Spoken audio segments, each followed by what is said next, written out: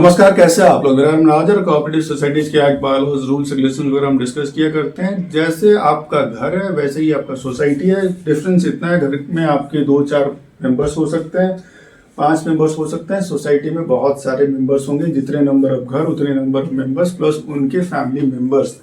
तो एक सोसाइटी में 200, 400, 500, 1000 या 1500 या 5000 मेंबर्स भी हो सकते हैं, और या फिर 5000 ऑलमोस्ट वहां पे रेसिडेंट्स भी हो सकते हैं।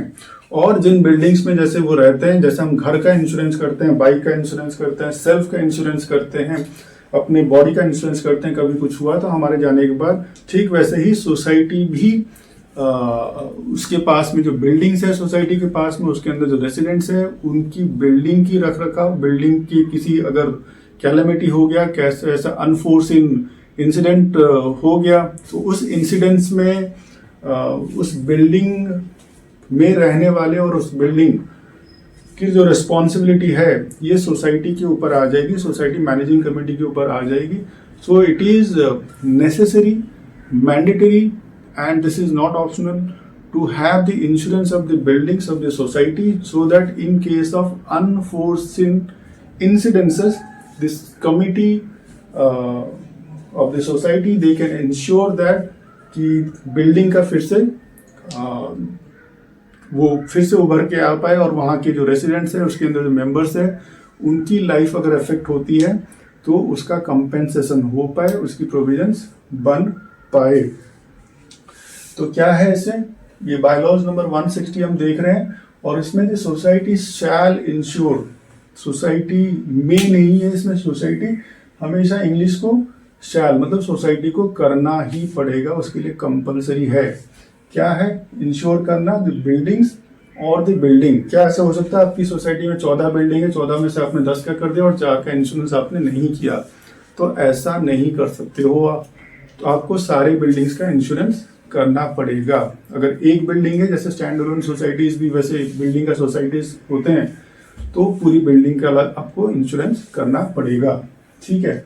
सो बिल्डिंग और बिल्डिंग्स नेसेसरीली अगेंस्ट क्या, वहां पे अर्थक्वेक जैसा आ सकता है, बाढ़ आ सकता है, या फिर कोई जैसे आपका मीटर रूम डैमेज हो गया, या कोई फ्लोर आपका कोलैप्स हो गया। कई सारी जगह में, जैसे मुंबई में और कई सारी जगहों में हम देखते हैं कि पूरा का पूरा बिल्डिंग गिर जाता है।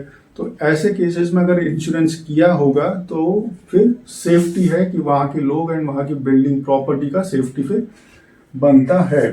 तो नेचुरल कैलेमिटीज जो आपके दायरे से बाहर है, जो जो कोई रोक नहीं सकता है, जो होना है होके रहेगा। नेचुरल कैलेमिटीज जैसे फ्लड वगैरह भी हो सकते हैं, बाढ़ आ सकती है, अर्थक्वेक हो सकता है। ठीक है। और कोई थर्ड पार्टी लायबिलिटी भी अगर है, जो आपने नहीं किया, जो सोसाइटी ने नहीं किया, मगर किसी बाहर के आदमी ने किया, या बाहर की किसी चीज की वजह से हो गया, जिसकी रिस्पॉन्सिबिलिटी सोसाइटी मेंबर या सोसाइटी मैनेजिंग कमेटी के ऊपर नहीं आता है, तो भी उसका भी इंश्योरेंस हो सकता है। और ऐसी इंश्योरेंस करना जरूरी है, ये सारे जितने भी हैं, क्योंकि आगे क्या लिखा हुआ है वो किसी को नहीं मालूम है। तो सेफ्टी साथ में रखना और बिल्डिंग्स एसेट्स की एक बैकअप रखना जरूरी हो जाता है, ताकि इन केस ऑफ इस टाइप की अगर कुछ हो जाता है तो फिर ठीक है, चीजें फिर सुधार में आ जाए। तो बिल्डिंग्स के इंश्योरेंस करना बहुत जरूरी है। तो ऐसे ही कोऑपरेटिव सोसाइटीज के एक्ट, बायलॉज एंड रूल्स के अलग अलग प्रोविजंस को जानने के लिए आप साथ में जुड़े रहिए। आप सबका बहुत सारा धन्यवाद।